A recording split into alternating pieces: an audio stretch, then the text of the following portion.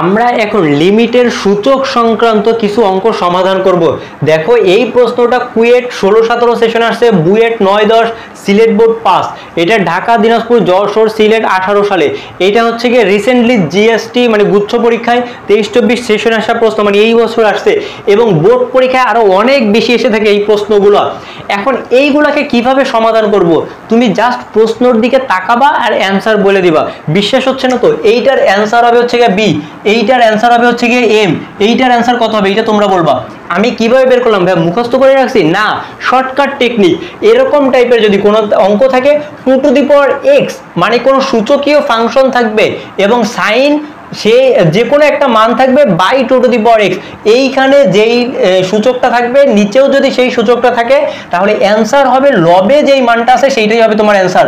লবে যেইটা থাকবে সেটাই হবে অ্যান্সার, আর কোনো তাকানোর দরকার নাই, অঙ্ক করার কোনো দরকারই নাই। তোমার যদি প্রথমে যেই সূচকটা থাকবে হরেও যদি সেই সূচক থাকে তাহলে লবে যেটা থাকবে সেটাই হবে অ্যান্সার। এইখানে ছিল 5 টু দি পাওয়ার এক্স, এইখানেও 5 টু দি পাওয়ার এক্স আছে, উপরে এম আছে, এমই হচ্ছে অ্যান্সার। তাহলে পরেরটার অ্যান্সার কত হবে তোমরা হচ্ছে কমেন্ট করে জানাও, ক খ গ ঘ অ্যান্সার কোনটা হবে। লাস্ট জিএসটি 23-24 সেশনে আসছে এই প্রশ্নটা। এখন এইটা তো গেল এমসিকিউ টেকনিক, আমরা এমসিকিউতে সমাধান করব। রিটেন নিয়মে কিভাবে করব, দেখো রিটেন নিয়মে করার জন্য আমাদের করতে হবে এইখানে সাইনের পরে যেই কোনটা থাকবে ওইটা সমান থিটা ধরে নিতে হবে সব সময়ের জন্য।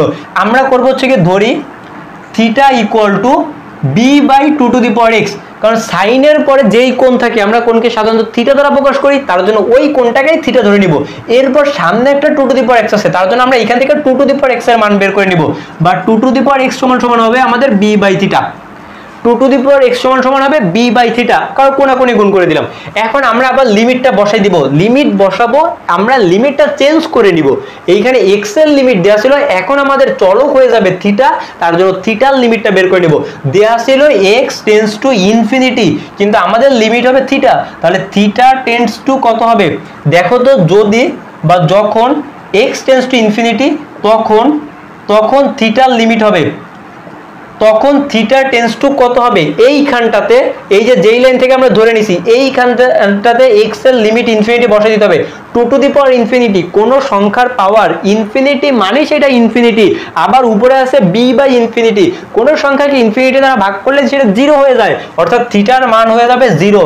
যখন এক্স এর লিমিট ইনফিনিটি তখন থিটার লিমিট হবে হচ্ছে গিয়ে 0। এখন আমরা এই ফাংশনে বসাই দিব, তাহলে আমরা লিখতে পারবো অতএব লিমিট x সরি এখন আর x লেখা যাবে না, এখন theta tends to 0, x tends to ইনফিনিটির পরিবর্তে আমাদের লিখতে হবে থিটা টেন্ডস টু 0, কারণ আমরা লিমিটটাকে চেঞ্জ করে নিছি।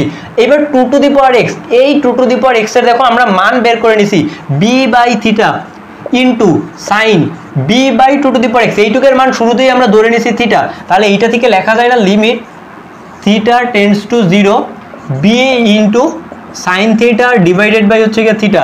এখন বলো তো এই যে এইটুকের মান 1 হয়ে যায় না, এই যে এইটুকের মান 1 না, থাকবে শুধু বি, বাকি এই বিটা বসে যাবে। এই যে লালের ব্র্যাকেট দেওয়া এইটুকের মান কিন্তু 1, এটা কিন্তু আমাদের সরাসরি সূত্র আছে, লিমিট x টেন্ডস টু যদি 0 হয় তাহলে sin x divided by x, এইটার ভ্যালু কত 1 হয়ে যাবে। আমরা সেই সূত্রটা বসাই দিলাম, অর্থাৎ বাকি থাকবে b, তাহলে b অ্যান্সার। এখন দেখো লবে ছিল b, লবই অ্যান্সার। এরকম সূচকীয় ফাংশন যদি থাকে তার অ্যান্সার কত হবে, লবে যেই সংখ্যাটা থাকবে সেইটাই হবে অ্যান্সার। 3 নম্বরের অ্যান্সার কত হবে তোমরা একটু কমেন্ট করে জানাও। প্রতিদিন যদি এরকম টাইপ ভিত্তিক করে অঙ্ক শিখতে চাও, প্রতিটা টাইপের এমসিকিউ এবং দেখো সাথে সাথে আমি শর্টকাট টেকনিকও দেখাচ্ছি এবং রিটেন নিয়মও সমাধান করে দিচ্ছি, এরকম ভাবে যদি শিখতে চাও তাহলে আমাদের পেজটাকে ফলো দিয়ে রাখতে পারো। আমাদের পেজের নাম লুকায়িত জ্ঞান এবং ইউটিউব চ্যানেলের নাম হচ্ছে লুকায়িত জ্ঞান। আর তোমাদের যদি কোনো অঙ্কে সমস্যা থাকে তাহলে আমাদের ফেসবুক গ্রুপ ইউভি ক্লাস গ্রুপে হচ্ছে গিয়ে পোস্ট করবা, ওইখান থেকে ইনশাআল্লাহ সমাধান করে দেওয়া হবে।